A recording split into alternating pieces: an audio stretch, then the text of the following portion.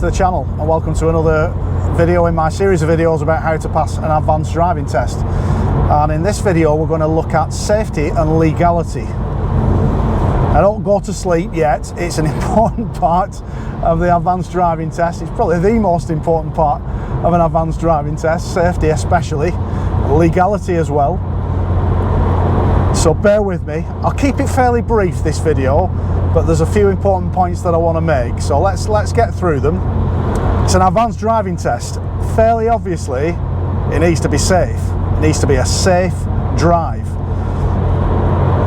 And one of the things I tend to write in my report at the end of a good advanced driving test where somebody has passed, it will usually open with a line, something along the lines of, "This was a good, safe, systematic and smooth drive." Safe right in there at the start.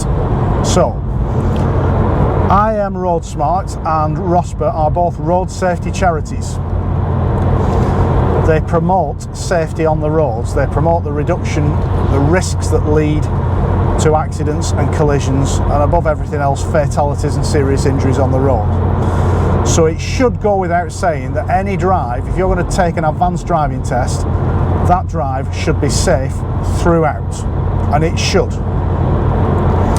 By safe, I mean that you are not putting the car into situations where you're coming into conflict with other road users or with road furniture. That's the stuff that's around you that you can hit. So, let me make it even more simple for you. Number one, don't hit anything. If you hit something on your advanced driving test, you'll probably fail. In fact, let me just correct myself. If you hit something on your advanced driving test, you'll fail. Keep it on the black stuff or the grey stuff. Keep it wheels pointing down, shiny side up. Very basic stuff, okay.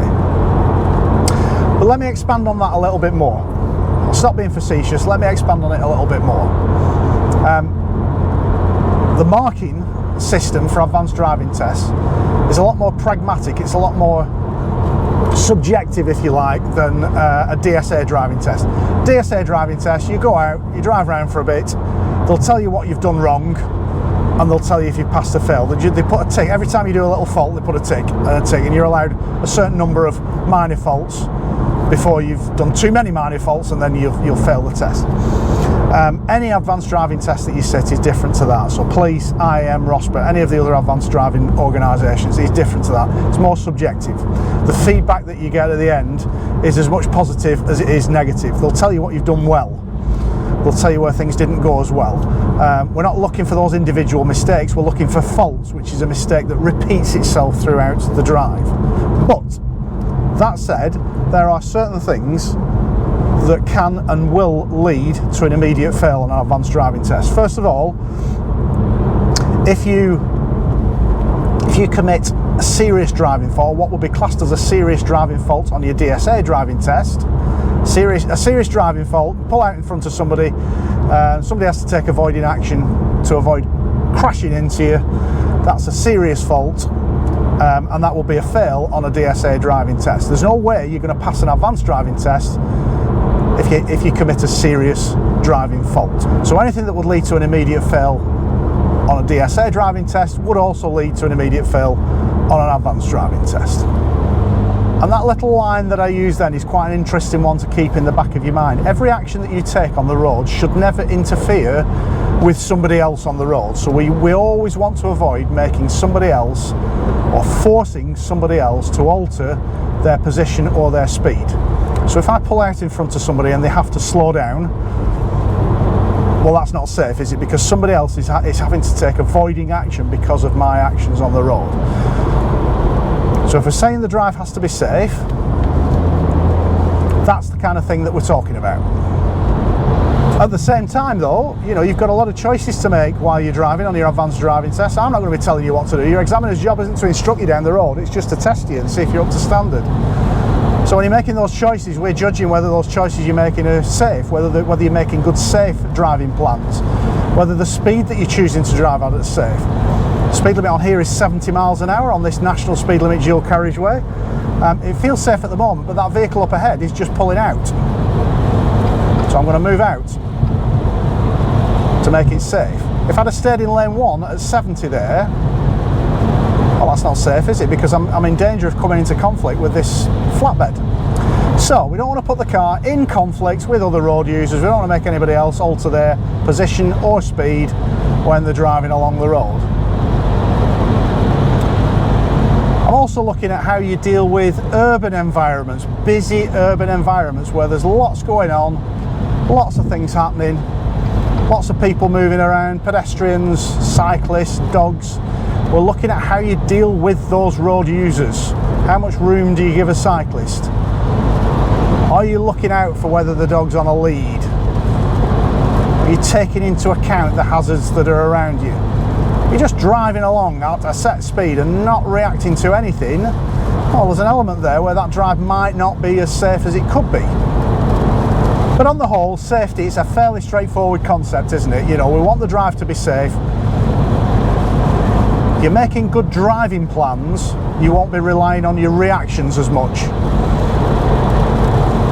And the drive will be a lot safer. So everything else that you learn during your driving course will inevitably make you a safer driver, and that should be obvious to us as examiners at the end of that driving course. But what about legality? Well, again, you know, this is a fairly simple concept. Everything that you do on your advanced driving test must be legal and within the legal parameters. Apart from police officers undertaking driving courses, because police officers have certain exemptions. Actually, I should say the vehicle has certain exemptions. You don't have to be a police officer to claim those exemptions. It's a complicated world. I'll probably make a video about that at some point in the future. But for police officers undertaking a driving course, or for anybody else undertaking a police driving course in a police vehicle, you've got certain exemptions, the biggest one of which is an exemption from speed limits. Now, legally, that's an absolute exemption. You're exempt from all speed limits. But actually, as far as police training is concerned, they do put quite a lot of restrictions on you. So they will have you driving, they'll not have you, for instance, exceeding any posted speed limit, anything with a red ring round it. Some 50s occasionally, I believe, in some forces, but on the whole, 20s, 30s, 40s, most 50s, you'll be expected to adhere to on your police advanced driving course. But in national speed limit areas, that's where police driving schools use that exemption, because those officers are going to be expected to drive operationally at high speeds, and they need to be trained how to do that safely. But let's stick with all the other legality elements before we get on to speed, because I usually get quite a lot of questions about speed. Any of those other driving courses that you're undertaking, police, civilian, IM, ROSPA, you'll be expected to adhere to all the regulations and rules that apply to you on that road. So if, for example, there are double white lines in the centre of the road and the line closest to you is solid, then you're not allowed to cross, straddle or park alongside that unless one of the restrictions, one of the exemptions, applies. And you'll be expected to know that. You'll be expected to know those exemptions. Go back to the last video about knowledge. Learn this stuff, it's in the highway code. If you come to a stop sign with a stop line on the road, you'll be expected to stop. Now, it may well be that when you're a learner, your instructor told you that you had to stop and put your handbrake on. Well, you don't have to do that, you just have to stop. But it's remarkable how many people think they've stopped and they haven't, and they just roll through very slowly through a stop sign. That's a fail. You could do the best drive in the world, but roll through one stop sign.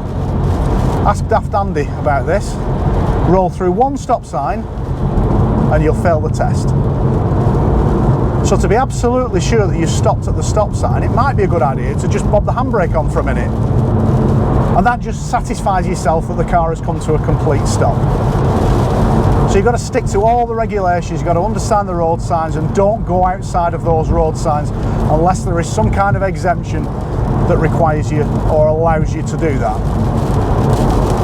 So speeds, if you're doing an IM or ROSPA test, I'll make it dead simple for you this. You're not allowed to break the speed limit. And then I go on to all kinds of questions about, well, my speedo overreads, or should I go off GPS speed, or what about when I'm overtaking, am I allowed to break the speed limit when I'm overtaking? Well, let's answer that one first. Let's answer the overtaking one first. If you're overtaking something, you're still not allowed to break the speed limit. You're not allowed. If you do,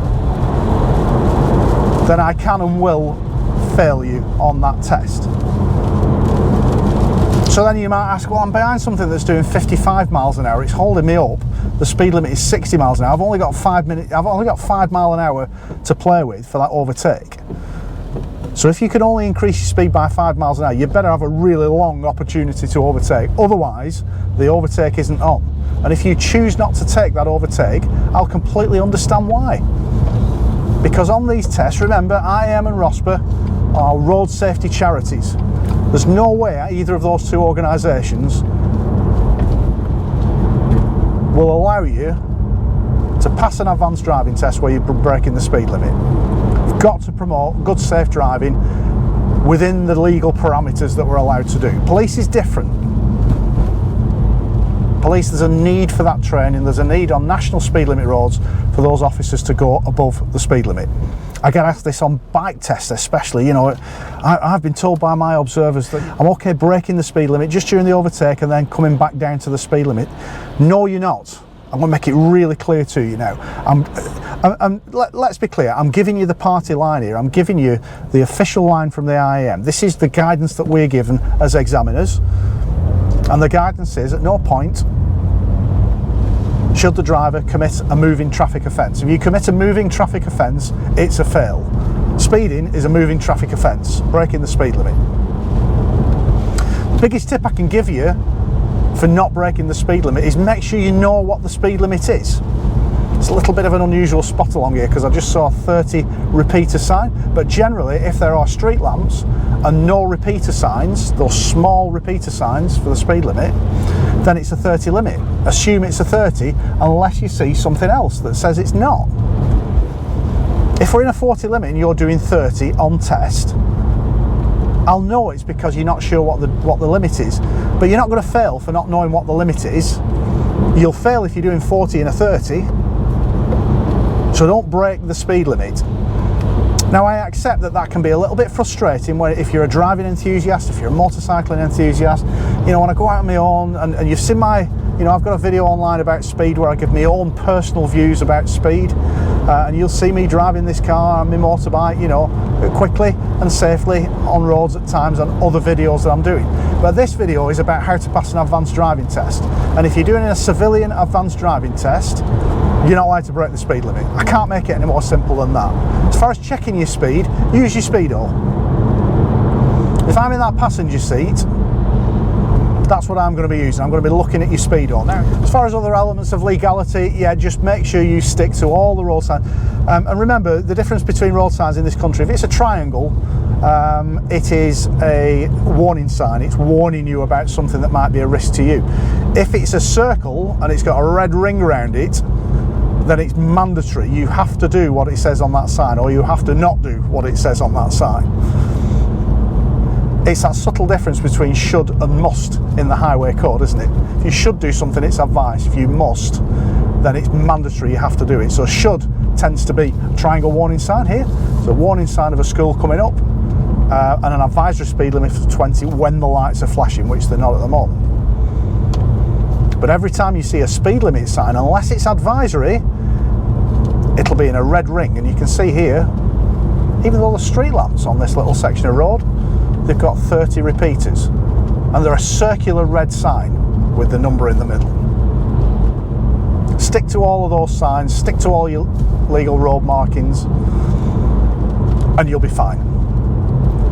So as for the different levels for the different organisations, again, this is dead simple. This for IAM, Road Smart and ROSPA, it's the same for any test. If you at any point put the car in danger, i.e. the drive isn't safe, then you're going to fail, whatever level the rest of the drive is at. If you commit a moving traffic offence while you're driving on test, you'll fail. Doesn't matter if the rest of the drive was gold standard, you'll fail. So make sure that the drive is safe and legal throughout. It's a really essential element of those tests. For police drivers, yeah, again, safe and legal. We're no exemptions from double white lines, for example, unless one of the particular exemptions apply. I'm going to give you a little tip for temporary traffic lights now. When you see temporary traffic lights like this, a lot of people are tempted to ease off the gas and slow down very early. Don't. What I want you to do is drive up to them with a little bit more pace and then brake just a little bit later. So we're going to drive up to them, we're going to brake a little bit later and then stop, leaving this entrance clear. And the reason for that is that the little box that you can see on top of the traffic lights, you can see it there, is a motion sensor. It is not a headlight sensor. You see a lot of people flashing their headlights at traffic lights, at temporary traffic lights. Doesn't work. What works is your motion, your movement moving up to it. To ensure that you've activated those traffic lights, just carry a little bit more pace up to it and then brake a little bit later. You can sacrifice just a little tad of smoothness to make those traffic lights work in your favour. If you notice what happened then, the traffic lights change. There's traffic coming towards us, but the traffic lights changed in our favour because we'd activated them driving up to it. So yeah, safety and legality, two essential elements of any advanced driving test. Your driver's got to be safe and legal throughout. I hope that helps, hope you found that useful. Don't forget to go and have a look at the website, reglocal.com. Loads more information there about advanced and performance driving and riding. Information about the books that I've written and how you can get a day's driver or rider coaching with me if you fancy a ride out on some nice roads in some nice parts of the country. But for now, thanks very much for watching. Hope you've enjoyed the video and found it useful. I'll see you next time.